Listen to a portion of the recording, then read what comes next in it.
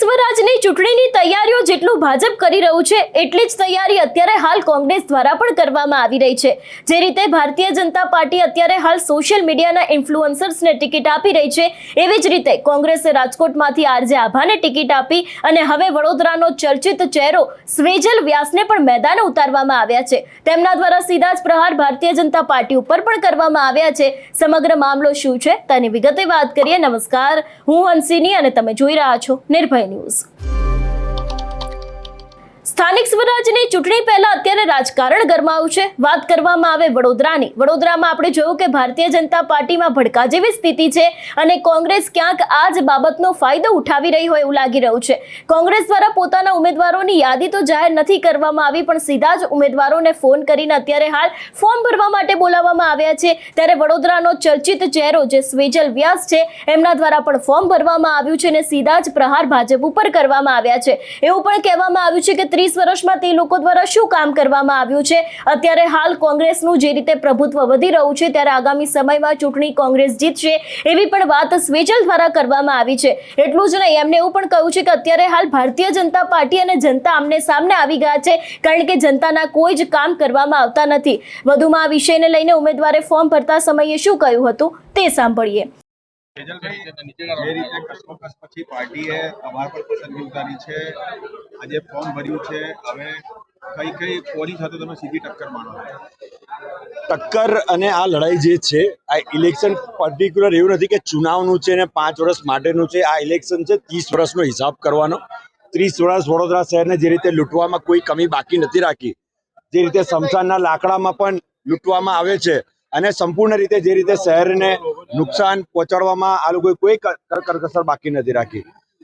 વિશ્વામિત્રીમાં ભ્રષ્ટાચાર, સંપૂર્ણ જગ્યાએ ભ્રષ્ટાચારના ભ્રષ્ટાચારની લડાઈમાં કંઈક ને કંઈક શહેરના નાગરિકો હોમાયા છે અને એ લોકોના હક માટે, એ લોકોના અધિકાર માટેની આ લડાઈ છે। આવનાર સમય ચૂંટણીનો જંગ પ્રજા વર્સિસ ભાજપ છે। સત્તાની સામે, સત્તા માટે જે લોકો એ કરી રહ્યા છે એની સામે જે સત્તા બચાવવાને લોકોની સેવા કરવા વાળા છે એ સર્વ લોકો લડી રહ્યા છે। અમે તો એક નિમિત્ત છે અને પાર્ટી અમારા પર ભરોસો કર્યો છે અને પાર્ટીના ભરોસા સાથે વડોદરા શહેરના વોર્ડ નંબર 8ના તમામ સુભાનપુરા, અલકાપુરી, કરોડિયા સર્વ લોકોના સાથ સહકાર, માતાઓના આશીર્વાદ સાથે સંપૂર્ણ રીતે સજ્જ છે। આવનાર ચૂંટણીમાં સામદામ દંડ ભેટ ટેકનોલોજીનો પણ ઉપયોગ કઈ રીતે થાય, માઇક્રો પ્લાનિંગ સાથે પણ અમે લોકો સતત તૈયાર છે અને એની માટે જ આજે કલેક્ટર સાહેબને ત્યાં અમે ફોર્મ ભર્યું છે। મારે ચડાવ ઉતાર જોયા છે, ચડાવ ઉતાર થવાના છે। હજુ પણ તમે જુઓ, નારાજગી સર્વ જગ્યાએ છે। જે રીતે ઉમેદવારો મૂકવામાં આવ્યા છે વોર્ડ નંબર 8ના, એ પણ ફક્ત 2 વર્ષ પહેલા જોઈન્ટ થનારને ટિકિટ જ્યારે આપવામાં આવી છે ત્યારે જૂના કાર્યકર્તાઓના મન દુઃખ થયા છે અને એ મન દુઃખની અસર પણ કંઈક ને કંઈક એમની પાર્ટીમાં એમને જોવા મળશે। તદુપરાંત વડોદરા શહેરના સર્વ નગરજનોના પણ આશીર્વાદ સર્વ લોકોએ નક્કી કર્યું છે, મક્કમ કર્યું છે કે આ વખતે લડે એવા લડાયકો અને અવાજ ઉઠાવે એવા લોકોને જરૂર છે। ત્યારે અમને વિશ્વાસ છે કે અમે બહુમતીથી જીતીશું।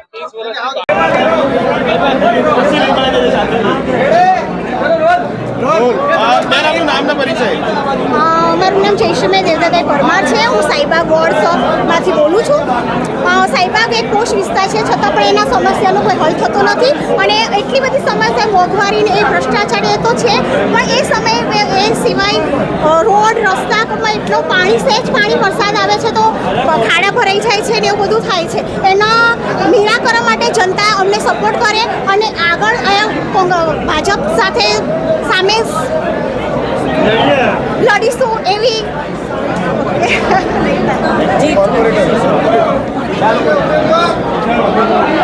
ખૂબ ખૂબ આભાર માનું છું, હાઈકમાન્ડનો આભાર માનું છું।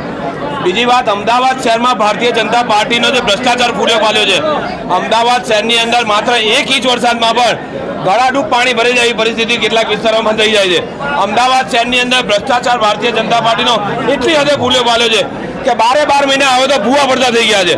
અમદાવાદ શહેરની અંદર સ્મશાનના પણ ભારતીય જનતા પાર્ટીના ભ્રષ્ટ અધિકારીઓ એની અંદર ભ્રષ્ટાચાર કરવાનું છોડતા નથી। સ્મશાન જેવામાં પણ 4-4, 5-5 વર્ષની અંદર અનેકવાર ટેન્ડરો ભરીને એનો ભ્રષ્ટાચાર કરવામાં આવે છે।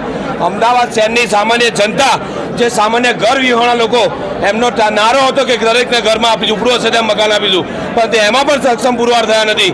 ઈડબ્લ્યુએસના મકાનોમાં પણ કરોડો રૂપિયાનો ભ્રષ્ટાચાર ભારતીય જનતા પાર્ટી કરવામાં આવે છે। અમદાવાદ શહેરની જનતાના ટેક્સના પૈસા એક પ્રકારે વેડવવામાં આવે છે।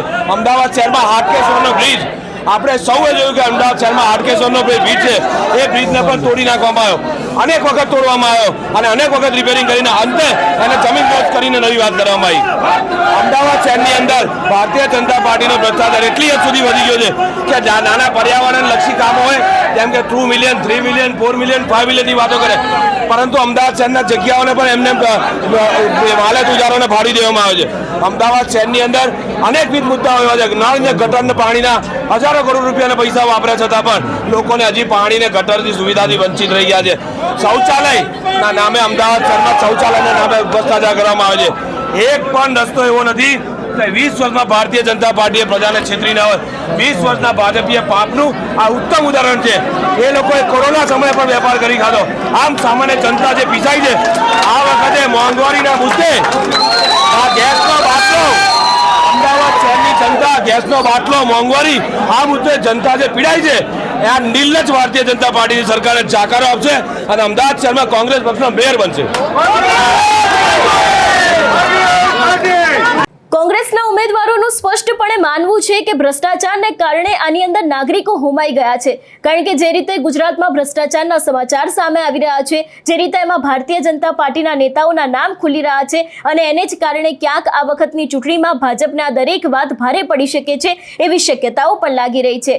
આ સમગ્ર વિષયને લઈને તમારો શું અભિપ્રાય છે અમને કમેન્ટ કરીને ચોક્કસથી જણાવજો. તેની સાથે અમારી ચેનલ નિર્ભય ન્યૂઝને લાઇક, શેર અને સબસ્ક્રાઇબ કરવાનું ભૂલશો નહીં. નમસ્કાર.